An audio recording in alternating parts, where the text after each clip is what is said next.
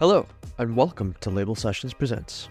Label Sessions is a global platform that connects you to the best advice from the most interesting people, whether you want advice, mentoring, or ideas. I'm Josh Nixon, content producer for Label Sessions, and in this episode, I talk to Nikita Khandwala.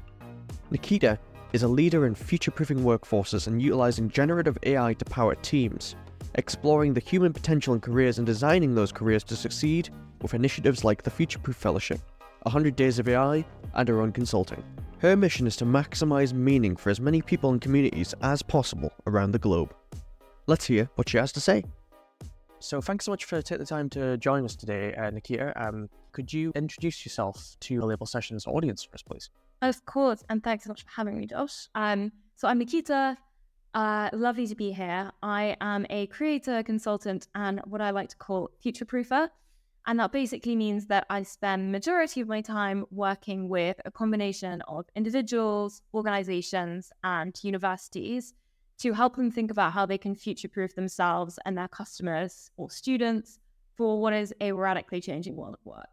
And this has obviously only become even more prevalent in recent months and years since obviously generative AI has taken the world, not just the tech world, but the entire world by storm.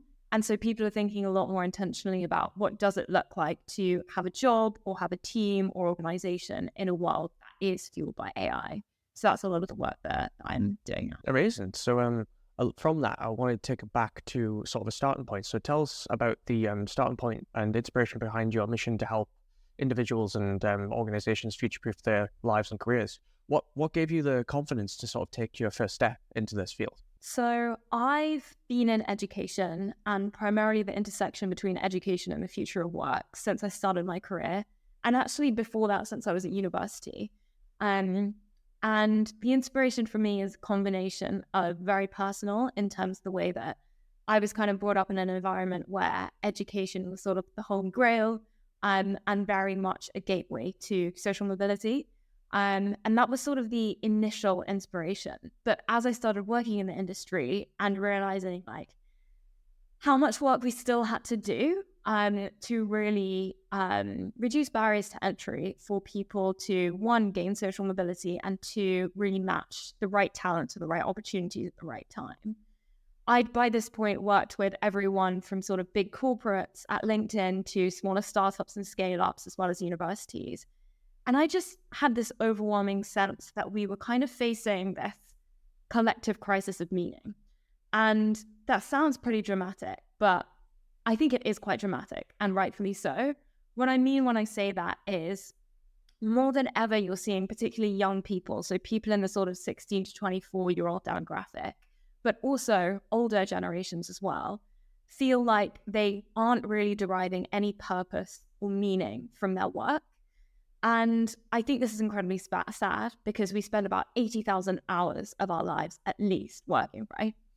And again, I think with the advent of like AI, this has the potential to really exacerbate that meaning crisis because it's no secret anymore that AI is going to displace some jobs. And it is, if it doesn't displace some jobs, going to radically shift the shape of a lot of jobs. And so my mission, I guess, is twofold. One, it's sort of on the micro individual level of how can we really support individuals to regain meaning and agency in their careers. And secondly, more on the systems level, the macro level of how can we get rid of things like bullshit jobs, which is this term that pretty much is what it says on the tin. How can we kind of reorient market mechanisms so that the right people are mobilized around the right problems at the right time. So those are the main two areas of my mission. Yeah. Awesome. And so going from that, you also talk to big companies about how they can utilize AI tools and what it means to build AI-powered teams. So what advice would you have to people who to leaders who are thinking about using AI tools for the first time within their organization? Yeah, it's a really good question and one that I wish people asked more.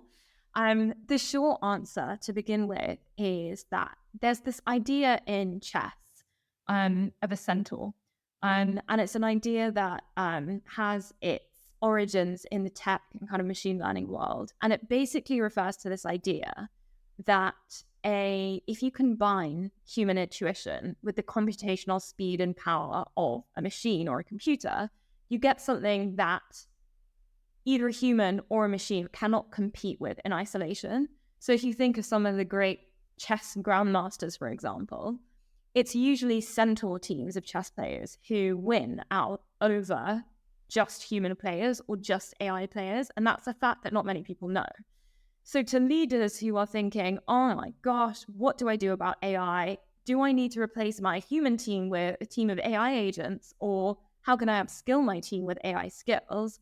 I would say, think of yourself as becoming a centaur team, by which I mean, if you can upskill your team to use AI and leverage AI in ways that actually amplify their innately human capabilities, their curiosity, their creativity, their relationship management skills, that's going to get you so much further than if you have a bit of a freak out and just think, okay, I need to replace or I need to lay off all my human team members or whatever. So really thinking about AI as a tool, nothing more than that, to amplify your existing team, I think, is how I would start to ignite that culture shift. That's great. I love that analogy of the centaur. It's a really, really wonderful bit that. I'm still reeling over the idea that we're at our jobs for about 80,000 hours in our lifetime at minimum. I've never thought about it in statistic like that. It's always just, it's sort of bearing down on me. Especially, we just were talking about before about being a Wednesday, so it's just sort of like, but it's a lot. Taken mini existential crisis in the middle of this. But you were talking about crisis as well. Speaking of, so what pitfalls of leading on from that? What pitfalls can they avoid using these sort of tools for the first time? There's a few things here that I would like to pick up, both in terms of the pitfalls, but also the areas of opportunity. I think if you're a business leader or an exec who's like, okay, I do want to build an AI-powered or a centaur team, what's the first step? The most important thing to do is think in systems and frameworks. What I see as one of the most common mistakes business leaders make is, okay, I will try this random tool and then I'll sprinkle a little bit of ChatGPT on top and then maybe I'll use some Midjourney and oh, my colleague just sent me this really cool thing and my kid's using this one. And it's just like, it makes your brain explode. Now, while I understand that there are literally hundreds of thousands of AI tools coming out every single week, it is quite overwhelming. What's really important to not overwhelm your team as well is to ensure that you have a process and a system in place to make sure that you are compliant with any legal regulations that you have, as well as that your client's data is safe, your team's data is safe, and things like this. It will also make your team feel way better if they don't feel like AI in their organization is totally out of control, but there's a clear protocol or at least a way to experiment within the bounds of whatever has been laid out by the leader. And so I think what's really important is to have a document where you basically have an AI policy, which is, you know, these are the things we're excited about experimenting with. These are the metrics we're trying to move with AI, with the help of AI. These are the tools that we're most excited about using, et cetera, et cetera, et cetera. And then create safe spaces for your team to talk about what they're worried about. What have they found and experimented with that maybe business leaders don't even know about? What are they scared of? What are they concerned about? And I think those two things in combination, kind of having a high level policy, but also creating conversational spaces where everyone in the team can contribute ideas, that's often what I've seen led to really great outcomes for companies. I would also say that one other pitfall that business leaders make is thinking that they don't need to upskill their team. And if they're aware of the changes in AI and developments, then that's enough. I can't remember who did this study, but there's a stat that 20% of business leaders at this point in time have now played around with AI tools, including ChatGPT, but only 80% of frontline, sorry, I got that mixed up. 80% of business leaders have used these tools, but only 20% of frontline employees have. Now, that's a massive disconnect in terms of skill levels and being up to date with recent trends. And so what I often tell people that I'm working with is you really need to, you know, lift the ladder down and kind of give people a hand up so that they can reach that point too of, okay, I'm not scared of AI. This is where I start. This is the first step I can take.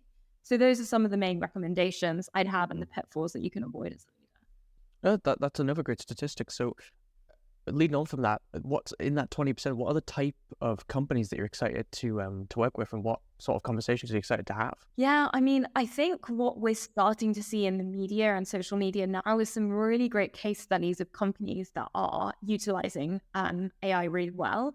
So IKEA is a big one that's been in the news, right? I don't know if you've seen it, but basically IKEA, instead of laying off a huge department of employees, they decided to retrain, I think it was customer service people in their company as interior design advisors.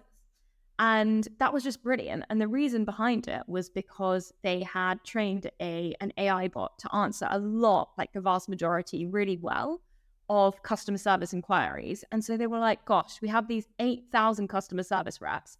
What do we do with them? And I think it says so much about a company's culture if at a decision-making point like that, they can either choose, let's lay off 8,000 people, or they can choose to reskill them internally and internally mobilize them towards new jobs. And the companies that think like that are the ones I'm really excited to work with. So anyone who's just really serious about deploying AI in their business to get better results faster and create more impact, I always love speaking to, because they're really optimistic about the potential. I also love working with, and I'm excited to work with people who are, to put it lightly, a bit afraid of what the impacts of AI could mean to their company. Because I think when you start to actually have these conversations and show business leaders and employees what the positive implications of AI can be, there's something I call an eyes light up moment, where you just see someone's eyes light up and they're like, oh my gosh, I never thought you could do that. Or I never thought that was a possibility. Or that thing I was worried about, actually, I don't need to be concerned about. And so the companies that have a lot of people like that, who maybe aren't fully bought in yet, I'm also really excited to work with. Amazing. What do you talk about the positive and negative implications? And obviously the big negative implication of AI is what you said, which is like, oh, we're going to get replaced. What are some of the other negative implications that you've heard that are keeping some organizations afraid of AI? Before I answer that, there's one distinction that's so important for us to make, I think, in any conversation about AI, which is the distinction between generative AI and artificial general intelligence, or AGI. It doesn't help that they sound exactly the same. But the reason I make that distinction is because when you have more existential or philosophical discussions with people about AI, they're often talking about AGI, which, to be clear, is not something that we have yet, at least not in the public domain. Generative AI, on the other hand, is something that is the thing that's taken the world by storm in the form of primarily ChatGPT and other large language models. And people have fears about both of those domains of AI, don't get me wrong, but I am definitely not an expert in AGI and don't claim to be. But when it comes to generative AI, I can definitely answer your question about some of the key concerns people have. Apart from the job displacement thing, I think one other very practical worry a lot of businesses have is around privacy, security, protection. Where is their data going if they do pump it into a large language model? Does that put their customers or their team or any other stakeholder that they work with at risk is a big one I hear. Apart from security and privacy, like, where does the difference between our skill level as a general labor market and AI technology, like, how big is that disconnect? So what I'm seeing right now is a lot of people asking this question of, oh, will I be displaced by AI? Will my job go, et cetera, et cetera. Whereas I think the more important question to be asking is, if we don't take the strides and the steps to upskill our young people and our career switchers and our labor force, then what's going to happen, and this has happened historically in the Industrial Revolution and many other examples, is that the technology, in terms of its power, continues to increase almost exponentially, right? But our skills don't match it. And that, because you don't then have people who can use the technology appears to be less productive or fuel productivity and results way less than it actually can in reality. And that's a big problem, not just from a skills perspective, but also from a technological advancement perspective. So I think that's a big worry that people in the future of workspace have, in particular, yeah. This podcast is brought to you by Label Sessions, the global platform that connects you to the best advice from the most interesting people. Around the world, we work with brands to connect their people to true leaders, just like the people you hear on this podcast, for live sessions of advice, mentoring, or sometimes to collaborate on ideas. To find out more, visit labelsessions.com and book in for a demo with our team. Talking a little bit more about generative AI, because obviously that's your specialty, is a big part of the mission that you have is career design and how it lives alongside generative AI, as you've talked. What are some of the practical tips and strategies that people could have in shaping their own careers today?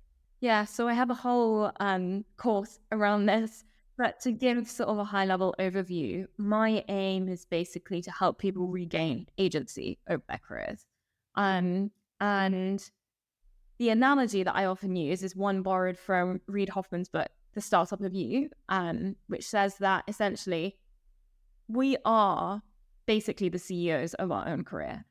And what we're taught in school and at university and whatever is the exact opposite of that. It's almost like our career is something that happens to us as opposed to something that we can intentionally craft. And so all the kind of strategies and toolkits and frameworks that I share with people are around this idea that actually you have way more agency than you think you do. And now I'll give you just one example. That's this idea of a third door, which is basically that if you're applying for a job or you really have this like role model who you want to collaborate with or work with, there are three ways to get that opportunity. There's door number one, which is the door that everyone sees and everyone's queuing up at, right? There's door number two, which is the way you get in through nepotism, basically. If you know someone or you know someone of someone, they can let you in through a bit of a side door. But then there's the third door, which no one ever really sees, which is maybe like a door underneath the basement or some like window at the top of the building that no one ever sees, but if you can find, is often the most powerful way to get in. And the reason that it's hidden is because so few people realize it's there and then use it. So to give like a concrete example of this, if I'm applying for a job to be a podcast producer, let's say, and the person that I want to produce the podcast for is a really big creator. They get loads of DMs and emails every day, and they probably don't have the time of day for me.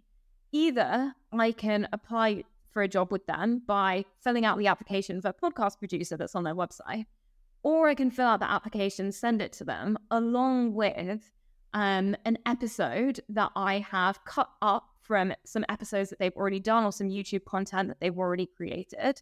I can edit that together, make it into a fully produced, touched up podcast and send that to them and say, hey, this is what I can do for you. I've already done this. What do you think? Not only have I shown huge amounts of initiative in doing that, but there's almost no way that they can say no to me. Obviously there is, but the chances of them saying no are way smaller than if you just submit a CV or a cover letter, as people usually do, right? Because it's less than 1% of people usually who demonstrate that initiative to identify a problem and actually create something of value that the end hiring manager or employer can actually use. So that's one key framework that I really love that I think more people should use. Perfect example of show, don't tell. Exactly. Nice. Austin Kleon, I love him. No, I know you already mentioned it already. You talked about bullshit jobs in your introduction. But I was wanting to delve a little bit more into that. Firstly, what does this mean within your field? And secondly, how can you sort of, when you're carving your career path, how can you avoid falling into what you'd coin as a bullshit job? Yeah, so great question. Bit of background is that there was an anthropologist called David Graeber, who unfortunately died a couple of years ago, who wrote a pretty seminal essay back in 2013 called Bullshit Jobs. He then expanded it into a book about 5 years later. And the key definition that he uses of a bullshit job is one that I think a lot of people don't, it's not a mental model that people have. He says that a bullshit job is any job where the person doing the job feels like their job is devoid of purpose and meaning, but they have to pretend that there's a reason for it to exist because that's how they make a living, right?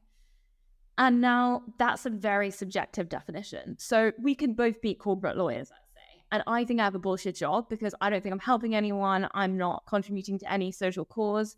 But you actually really love your job. You feel like you are helping people. and therefore you don't think you have a bullshit job. So what I want to emphasize there is that this idea of having a bullshit job is very dependent on who you are and what your mission and kind of vision in life is. Which leads me to the second part of your question, which is like, how can people avoid falling into the bullshit job trap? Again, I come back to what I said before of you have way more agency than you think you have, so use it. And what I mean by use it is there's a difference between a mission in your career, which is what a lot of people talk about, right? Find your purpose, do your ikigai, like you'll identify your mission. And sure, like that's important, but I would love you to tell me how many people you've met in your life who have like a clearly defined mission for that career. Like, it's pretty rare. What most people have, on the other hand, is ways that they derive meaning in their career, or not in their career, in their kind of personal lives, right? So that might be, I derive meaning from building communities and building new relationships with people, or you derive meaning from creating new forms of media that hold a lot of meaning for other people and sharing that. And there are so many different examples of where people can derive meaning. And so what I'd encourage people to do is have an exercise on this, which is figure out where the specific points are in your career and your life where you do derive significant meaning, and then double down on those. Because the more points of meaning you have, the less you're going to feel like your job is bullshit, and the more you can craft it into a job that actually does have some kind of impact and meaning and value to you and to the people around you. Yeah, that's great. That's great. I love the whole concept of bullshit jobs. It's something I've only just recently stumbled upon. And I just love how it's just so matter of fact, straight to the point. It's bullshit, it's in the title. So, no, that's great. That's great. So turning from there into the future, from your exploration of the future of work, what trends do you believe will be or will have the most profound impact on businesses and careers within, say, the next decade? One of the key trends I anticipate, because it's already happening, but I think the curve is going to get a lot steeper in the coming years, is what I call the atomization of careers. So you might have come across this idea of a squiggly career or a portfolio career, which is basically this idea that career paths are not linear. They're like all over the place. Like my career path so far has been like, what?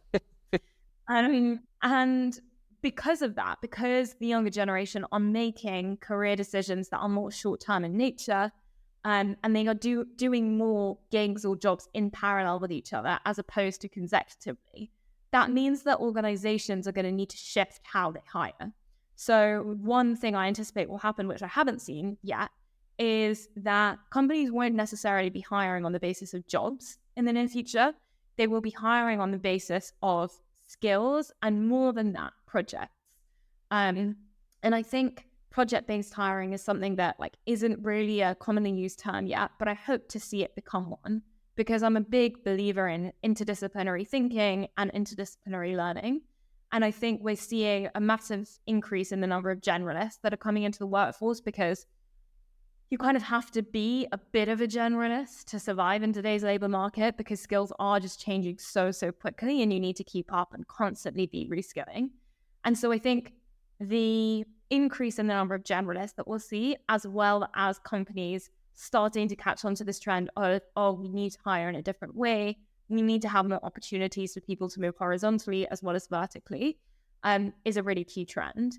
And similarly to that, I think we're going to see a lot more businesses, with AI and the immense amount of time and money and effort you can save with AI-assisted sales agents or marketing experts or video producers or editors or whatever. We are going to see businesses that are way smaller, maybe 1, 2, 3 founders plus a ton of AI, actually reach similar outcomes to a 30-person or 50-person unicorn in today's world. And I think that, again, the market is going to have to reorient itself around that. But again, I think that speaks volumes to how much agency that individuals can have over their own path, as opposed to how much agency we had before, or we felt we had. Going from there, who are some of the thought leaders or people that you would look out for and follow in generative AI? It's not necessarily that what I think they have to say is incredibly is incredibly kind of prominent, but it's more that keeping up to date with what the biggest AI companies are doing is really important if you want to be at the forefront of it. So following people like Mira Murati, who's the CTO at OpenAI, as well as Sam Altman, who's the CEO, etc. Following Demis Hassabis, who's the founder and CEO of DeepMind. Those companies and their leaders are some of the people who've been thinking about this stuff for way longer than we can even imagine. So if you really want to deep dive into kind of how this stuff works and where these massive companies are going with it, those are the people I'd encourage you to follow. But other than that, I think there are some really great kind of thought leaders, people, again, who've been in AI for a number of years, who've been creating content about AI for ages that we need to pay more attention to. So one of my favorites is Ali K. Miller, who's quite big on LinkedIn and I think YouTube as well. But she does a brilliant job of really making AI concepts accessible and also giving you very practical ways to use AI in your day-to-day. Amazing. Just to wrap it up before we get into the quickfire questions, what's on the horizon for you? What's keeping you busy I know you mentioned your course, wink, wink, nudge, nudge. So yeah, what's keeping you busy this year? Yeah, I mean, it is primarily around the intersection between future-proofing and AI. So I am launching a course in a couple of months for career switchers that is aimed at helping them become the CEO of their careers and just regain that agency so they have better kind of employment outcomes. I'm also running a version of that course with a bunch of different universities around the UK, as well as building an AI course and consulting many startups and scale-ups on how they can really integrate AI into their workflows and just save time and money. That's great. Well, straight on the quick fires then.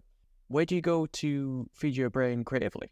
Brilliant question. I have to say newsletters and like Substack newsletters and poetry, which is a weird combination.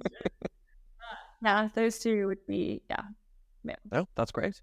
And what do you think is overhyped right now? And if there's anything else that you think is interesting that isn't being picked up by the mainstream? I do think AI is overhyped, which might seem a bit of a surprise given that I'm kind of working in that space. But I think there are different ways of talking about AI, and I think some people are taking advantage of it in a bit of a techie way that makes it inaccessible to others, which I don't like. And yeah, interesting things that are happening so much, like in physics, in long-termism, in a lot of the stuff that we've kind of touched on. There's so much that we should be talking about that we aren't, which is what I'm trying to bring a voice to. Yeah, that's great. What is your go-to website when you procrastinate? If you do procrastinate, that is. Oh, who doesn't procrastinate?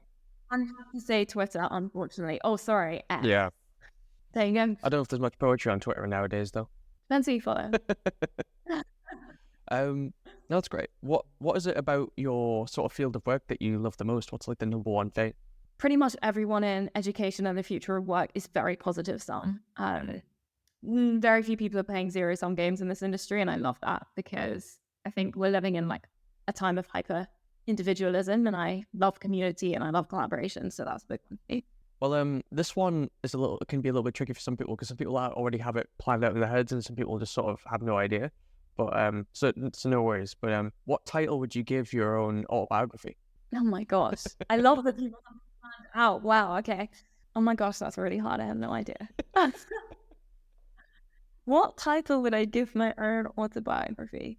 I can't think of a name. I can just think of a shape, which is like a squiggle that goes like this. The whole just like squiggly career thing that I mentioned earlier. Like I think we've had so many narratives that like many things in life are linear, like relationships and your career and whatever. And I think so far I've found absolutely nothing to be linear at all. So maybe it wouldn't have a name. Maybe it would just be a shape. Wow, like the artist formerly known as Prince. No, that's great. We've never had somebody say shape before, so that's probably one of the best answers I've had yet. Because like I say, there's some people who just have it like off the top of the head, and I was like you say, I love it, but who knows?